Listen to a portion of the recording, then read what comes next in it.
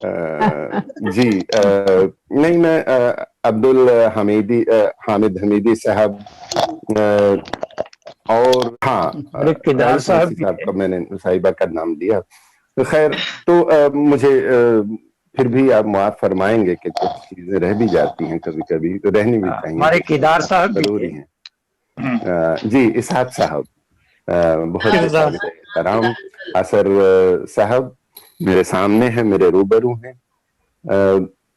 دیکھیے میں روح و قلب کی عمیق گہرائیوں سے میں آپ تمام حضرات کا شکر گزار ہوں، اور خاص طور پر اس قندیل شعر و سخن جو ایک انٹرنیشنل فورم ہے، اس کے سرپرست جو ہیں محترم جناب عبدالرزاق صاحب، جو کہ میرے سامنے موجود ہیں.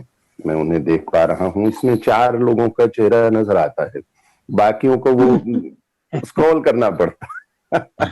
تو اور خاص طور پر محترمہ میتا کھنہ صاحبہ کا میں بہت دل سے مشکور و ممنون ہوں کہ مجھ جیسے کم اہل اور ایک ادنا سے شاعر کو آپ نے اتنی بے پناہ عزتوں سے نوازا.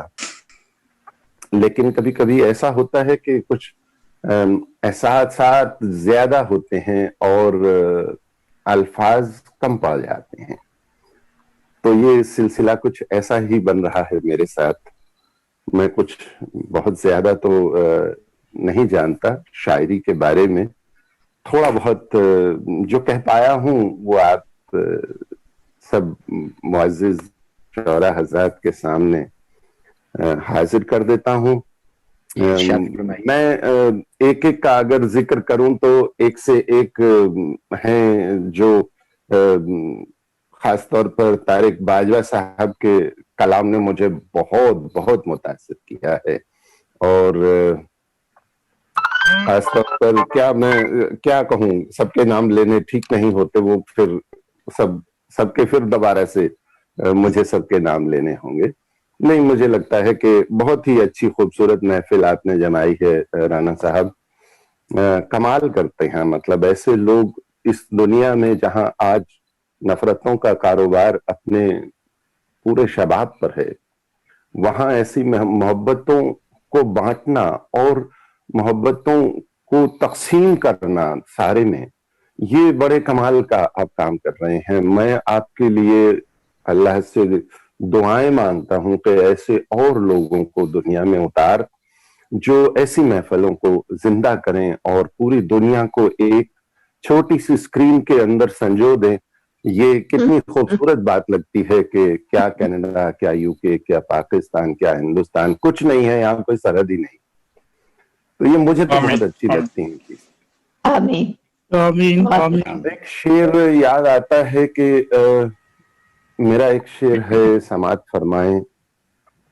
بڑی شدت سے نفرت بانٹتے پھرتے ہیں دنیا میں، بڑی شدت سے نفرت بانٹتے پھرتے ہیں دنیا میں، اسی جذبے سے لوگ آخر محبت کیوں نہیں کرتے.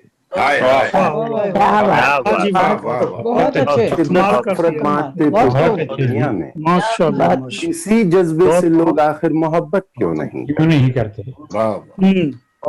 ایک شعر اور یاد آتا ہے مجھے، ایک کچھ متفرق اشعار، اور اس کے بعد میں 2 غزلیں چھوٹی چھوٹی سی آپ کے سامنے رکھ دوں گا. جی ارشاد. باقی آپ جیسا حکم جی ارشاد. رانا صاحب، شعر یوں ہے کہ تاریکیاں قبول تھی مجھ کو تمام عمر. جی تاریکیاں قبول تھی مجھ کو تمام عمر، تمام عمر، لیکن میں جگنوؤں کی خوشامد نہ کر سکا. کیا بات، کیا بات، قبول تھی مجھ کو تمام کیا عمر، بات، لیکن میں جگنوؤں کی خوشامد نہ کر سکا. بہت اچھا. بہت شکریہ، بہت بہت. اور ایک شعر اور سماعت فرما لیں کہ تو دریا ہے تو ہوگا، ہاں مگر اتنا سمجھ لینا.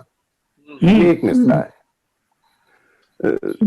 میں عموماً اسی طرح سے لکھتا ہوں، بات کرتے کرتے جیسے کچھ شاعری ہو جاتی ہے. तो दरिया है तो होगा, हाँ मगर इतना समझ लेना तेरे जैसे कई दरिया मेरी आंखों में रहते हैं।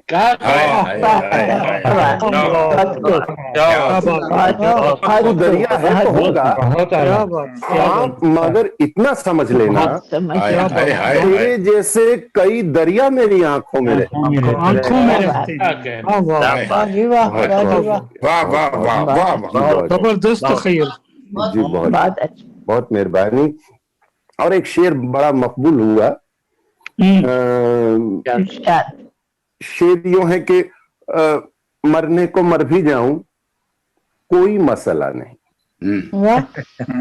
मरने को मर भी जाऊं कोई मसला नहीं, लेकिन ये तय तो हो कि अभी जी रहा हूं मैं। मरने को मर भी जाऊं कोई मसला नहीं, क्या बात लेकिन ये तय तो हो कि अभी जी रहा हूं मैं। जी बहुत शुक्रिया। क्या अब कहने को तो एक शेर यूं भी कह दिया कि एक कतरा था तो मैं तुमसे संभाला न गया, एक कतरा था तो मैं तुमसे संभाला न गया, अब समंदर हूं तो क्या खाक संभालोगे मुझे। कतरा था तो मैं तुमसे संभाला न गया, अब समंदर हूं तो क्या खाक संभालोगे मुझे। माजरत के साथ खैर चलिए मैं एक गजल हाजिर करता हूँ। है तो एक नज्म भी मेरे पास, लेकिन वक्त की कुछ पाबंदियां होंगी, जैसा आप हुक्म फरमाए। मतला यूं है कि असर साहब खुद को इस शहर में तन्हा भी नहीं कह सकते, खुद को इस शहर में तन्हा भी नहीं कह सकते, और किसी शख्स को अपना भी नहीं कह सकते। खुद को इस शहर में तन्हा भी नहीं कह सकते, क्या बात, और किसी शख्स को अपना भी नहीं कह सकते। शेर देखें कि अपनी कुर्बत में भी तूने हमें प्यासा रखा,